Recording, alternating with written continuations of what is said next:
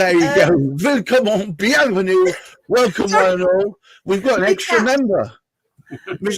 Mr. Fluffy has made an appearance. Yeah, Millie, she has. All right. Thank you, Millie. That's our happiness officer there.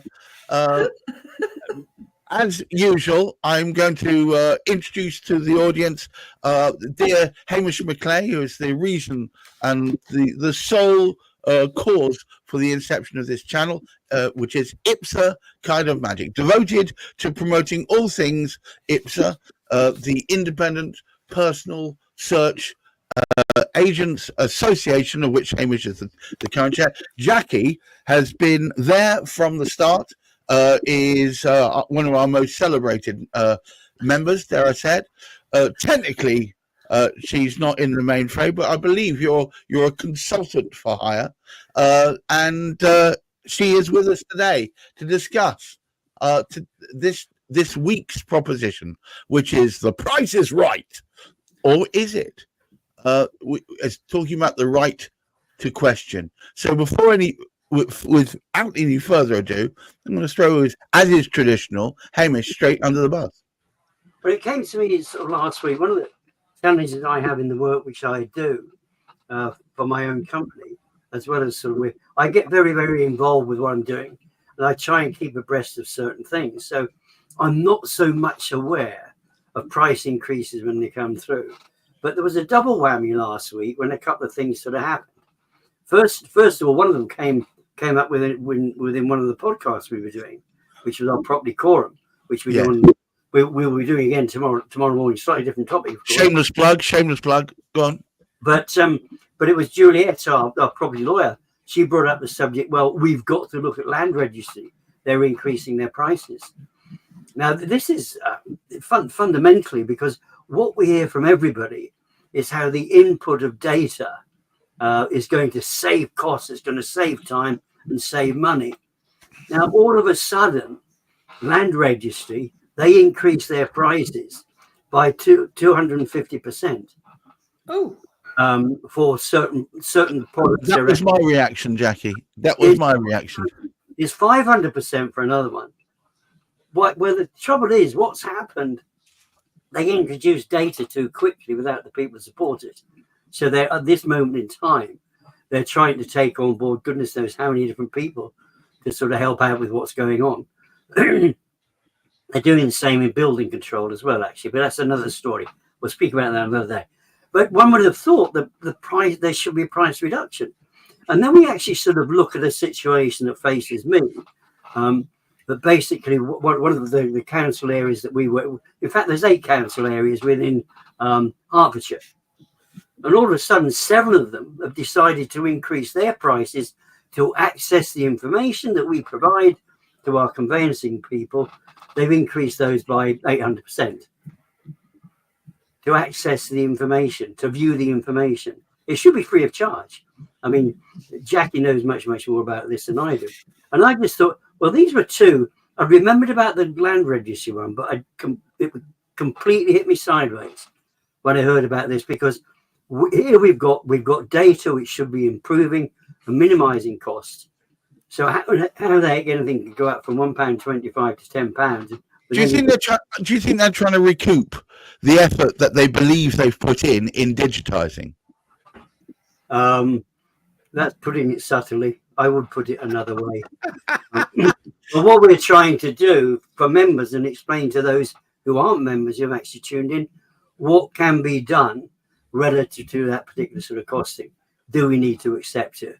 But first of all, I mean, Jackie can tell us about a few other differentials that she's actually sort of pointed out to me. We are, if you remember, with IPSA membership, not only do we provide the local authority searches, we do much, much more than that. Anyway, if we pass it to Jackie with her thoughts. Of course. Jackie, so the world seems to be desperately looking to profiteer, if we're going to put it kindly. What and following on from Hamish's opening there, what can we do to counter this ridiculous rise? Well, I've been thinking about, since Hamish said about these price increases, I've been thinking, why all of a sudden? And I realised that a lot of these councils now are going to HMLR, Majesty's Land Registry. Therefore, they've lost the revenue of the LLC1, which is a big part of searches. So to me, I feel they've got to recoup these losses from somewhere. So Right. the best thing is to think, right, who asked us for information and can we charge for it? I think the other problem we've got as well with this is that so many council workers are now working from home rather than in the offices where the information is. They're either going to have to physically search for it themselves, or they're going to have to go into the office and search for it. Where you have other councils, such as all the West Yorkshire councils, the information is there and available. So again, we're having what I call a postcode lottery. So if you live in Huddersfield, I can get the information online. But as Hamish has said, they have to ask people to get it. So now they're charging for their time. So I think that's possibly where they're looking, because it's taking longer for them to get the information and they've lost revenue. And So, when council, it's what's going on. You ask for information, and then the minions behind the scenes go and forage it, and then make it available digitally. well, I don't know how. The problem we have, Gareth, is, as Hamish will know, that each council you visit. So there's 367 councils in England and Wales. Now each council will hold information differently, totally differently to the one next door. So therefore, again, it's a postcode lottery. So if you've got one council that has a paper system or a computer system that only they can access, Right. you're going to have to pay for them to retrieve that information. But if you've got a council next door that it's all online, because they've taken the time to put it online to save them work, to save them time, so they can give their time to something else, that's where your costs are coming in. So again, it's a postcode lottery. And yes, HMLR was brought in to speed up the process, and now councils seem to be, one, trying to slow down the process and charge for it at the same time. And this seems to be unconscionable. It's a bit like, we're going to give you better facilities, and then we're going to rip you off once you've got them. And they're not even that much better, because they're still taking a time at the back end. It just looks prettier. Yeah, I know, because one of the councils across in the dark side, Lancashire, you have to wait 10 days for the building regulations information. Everything else you can do, it's on a Majesty's Land Registry for the land charges, and everything else you can virtually do online, but you cannot get the building regulations information. So you have to submit it to them, and then when they have got the information, they will then send it back to you. Now, we have a large area, North Yorkshire Building Control Partnership. You can go onto their website, and for virtually the whole of North Yorkshire, you can get all the information. So if it's a big place like that serves several authorities can do it, why can't councils do it and put it online? Because it's supposed to be free information. They're probably saying, yes, the information is free, but you're paying for our time. And that's where it is. Well, it may be one should question the amount of time and effort they feel they have to put in to get it. What's going on, Hamish? I thought the new age of information governance and provision was going to make it simpler, easier, and necessarily cheaper to get hold of it. And it appears that we're backpedaling on that. I think we are recently. I think, and Jackie hit on this subject, particularly the councils do need to retrieve, not just for this, there's all sorts of other ways in which they're losing out. And they've got to spend money on. But it's one of those topics we should question. I mean, Jackie mentioned when you look at the land mass of Yorkshire compared to Hertfordshire, there's a significant difference. I mean, I don't know what it applies to volume-wise. I guess we need to look at the number of residents you have within that particular sort of land mass, so to speak. Within Yorkshire, as Jackie said, you can access directly that information. In Hertfordshire, you should be able to do it. Now, this is one of the arguments I'm having with, I won't go into full detail, but one of the arguments I'm having with Bedford Council. They decided they would allow, and they've done it for some years now, that they would have an external body look after building regulations. This is one of the starting blocks in so much stuff. They would pass it out to an external body. Now, they did the same with highways. Now, it doesn't cost you anything to access the highways information, but building control, it was, when you go back about 3 to 4 years ago, it was only around about the £6 mark. It's now £20. And they haven't been able to justify to me why they can put the price up for 300%, but it's an external body doing it. But as Jackie said, this is where this should be information, because we as researchers, it started off, we would ask to view the information. Right. And so various councils put in certain obstructions. COVID was a tremendous example. They would save so much time at the council area by making that information available to us. And as Jackie would actually say, probably about some of her councils, this is without land registry. Without land registry, we can go into certain Oxfordshire councils and we can actually retrieve all the information, produce a report within a matter of hours. But doesn't this mean it's shameless profiteering? Well, they're trying to recover costs that they shouldn't be trying to recover. And I think what we need to do, yes, I think that's another subject. That's another subject. But it's not so much a profiteering. They're trying to recover costs in whatever way they can.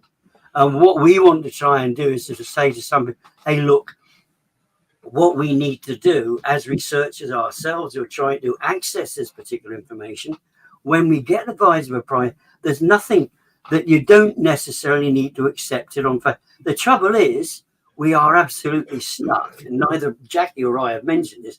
We can't go anywhere else for information.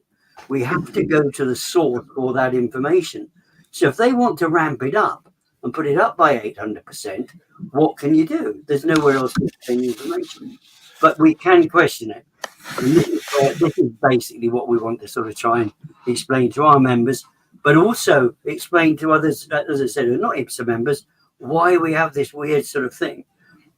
Because what it is, there were, in fact, I think there were slightly more, but whatever, the 367 councils have been reduced, and Jackie knows this well, because the council areas of Yorkshire, how many council areas have you got now in Yorkshire, Jackie? Well, it all depends. West Yorkshire, we've got 5.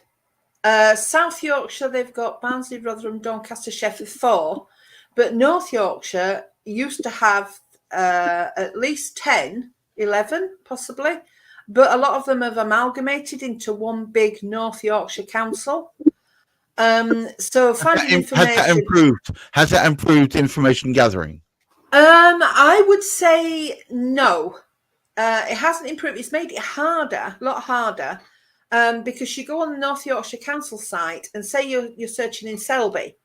So you have to, it comes up which area you wanted to search on, so you put Selby. So it'll bring you up the planning site for Selby.